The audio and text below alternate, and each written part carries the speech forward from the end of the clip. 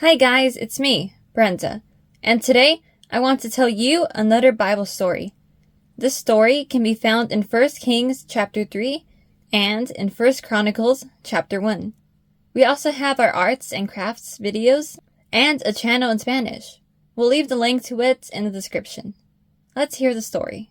After becoming king, Solomon went to the most important high place at Gibeon to offer a sacrifice to God.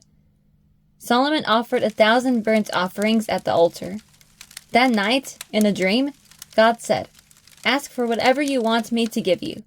Solomon replied, "You have made me servant king in place of my father David, but I am only a little child, and do not know how to carry out my duties to the people you have chosen. So give your servant wisdom to distinguish between right and wrong. For who is able to govern this great people of yours?" God told Solomon, "Since you have asked for wisdom in making good decisions, and not for long life or wealth, nor have you asked me for the death of your enemies, I will do what you have asked. I will give you a wise and discerning heart, more than any else before you or any else to come.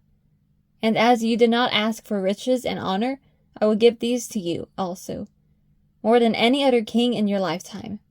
And if you obey me, you will have a long life." Solomon awoke from the dream and returned to Jerusalem. He stood before the ark of the Lord and offered sacrifices. Some time later, 2 women came to him to make a ruling.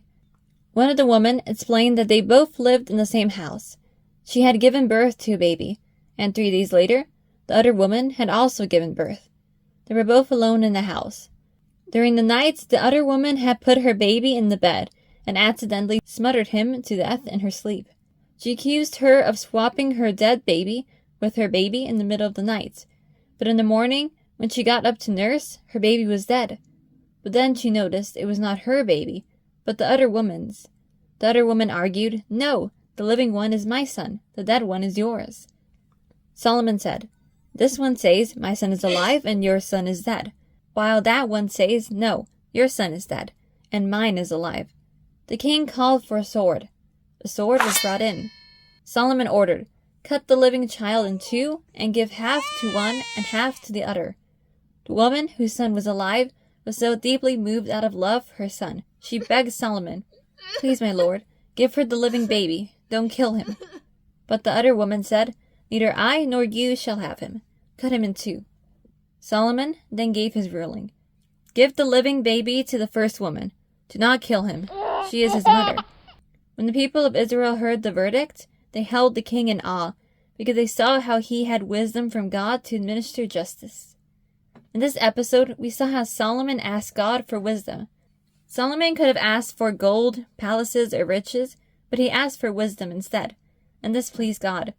Solomon was rewarded and prospered by God for asking for wisdom. In the time of King Solomon, Solomon had so much wealth that all of his cups were gold. And all the household articles in the palace of the forest of Lebanon were pure gold. Nothing was made of silver, because silver was considered of little value in Solomon's days. For this reason, we must also long for wisdom from God. God says in Matthew 6:31-33, "So do not worry, saying, 'What shall we eat? Or what shall we drink? Or what shall we wear?' For the pagans run after all these things, and your heavenly Father knows that you need them. But seek first the kingdom and his righteousness, and all these things will be given to you as well." God promises to provide us with everything we need, but we must seek God first, read the Bible daily, and trust him. Like Solomon, we can ask God for wisdom. Thanks for watching, and don't forget to like and subscribe. And we'll see you guys next time. Bye!